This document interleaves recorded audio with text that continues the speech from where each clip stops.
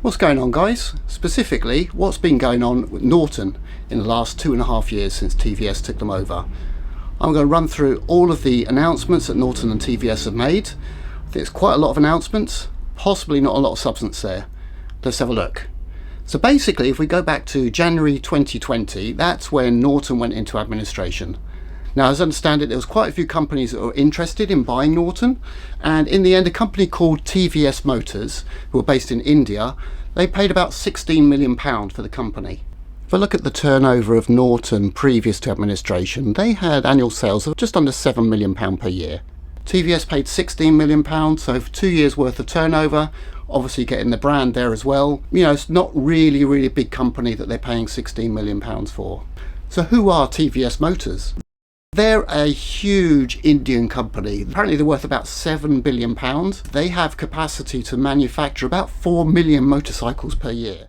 To put that in context, Harley-Davidson last year sold about 200,000 motorcycles, Triumph about 82,000. They make motorcycles for other brands. So for example, for BMW, they make the G310R. So obviously a massive company that have bought into the Norton brand. So what did they do? Things went quiet for about 18 months. We didn't really hear a lot. In November 2021, Norton opened a new production facility in Solihull. It has facilities there to manufacture engines, the chassis, basically research and development. Apparently that facility is 73,000 square foot, so quite sizable. Capacity, I believe, to build about 8,000 bikes per year. If you look at some of my other videos, you'll see that the previous owners of Norton never really, in my opinion, reached anywhere near that level of sales. Following the news of the factory, we then got announcements from Norton about 2 new bikes that they were planning to produce. The first is the V4 SV, which you can see here. This is a bike based on the V4 SS, which the previous owners of Norton had brought out, and it had numerous problems. This new bike is supposedly completely re-engineered to eliminate those problems. The previous one was 200 brake horsepower. This is 185 brake horsepower in the new bike. Absolutely stunning bike in my opinion. You'll see later how much this costs. It ain't cheap. About a month later, we got the announcement of the V4 CR, CR standing for Cafe Racer. Again, not a cheap bike. You'll see in a bit how much this bike costs. So the next announcement comes in June 2022, about 6 months later, when we get the announcement that Norton is going to invest heavily into electric bikes. They've taken £8 million in grants from a government agency, put in £8 million of their own money, and teaming up with various British companies developing the technology for new electric bikes. So we're now about 2 years after TVS has acquired Norton. What we've basically got is a number of announcements with no real product behind it.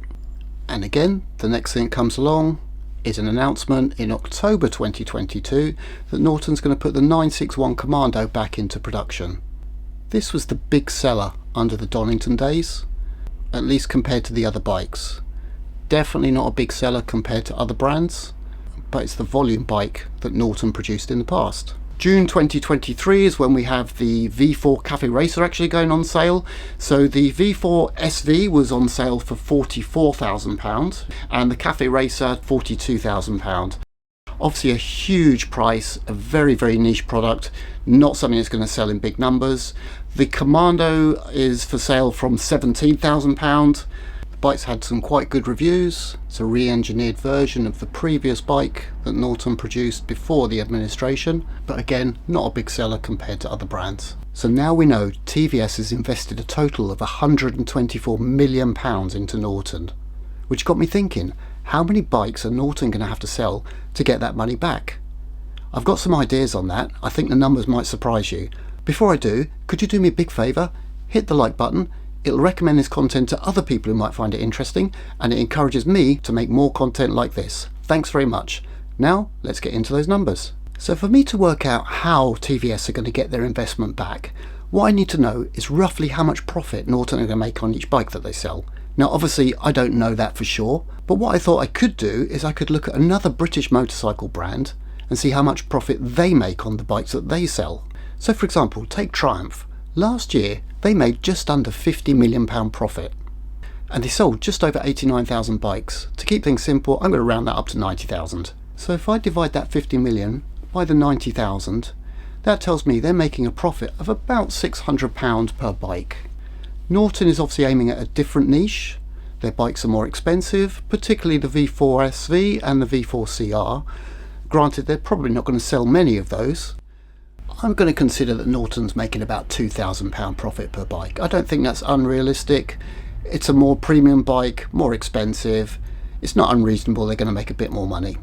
If I take the £124 million that TVS have invested and divide it by £2,000 profit, that tells me that they're going to have to sell about 62,000 bikes.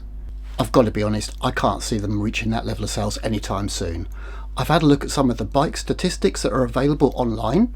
Norton aren't even appearing in the top 10 bike registrations in the UK at the moment. Number 10 on the list was Keyway last month with 249 registrations. So why are Norton sales so low? I'd be interested in your thoughts, but I'm going to do some digging. I'll make a video on that topic in the future. To reach 62,000, it's going to take them a long time. Remember, that factory has maximum capacity of 8,000 bikes per year. Even if that factory is running at full capacity, that tells me it's going to take about 8 years for Norton to get their investment back. But hopefully, having made such a big investment in Norton, TVS are in this for the long haul. I really hope so. So if, like me, you're interested in seeing how this Norton story plays out, hit subscribe. I'll have more videos coming up soon. Thanks for watching. Take care.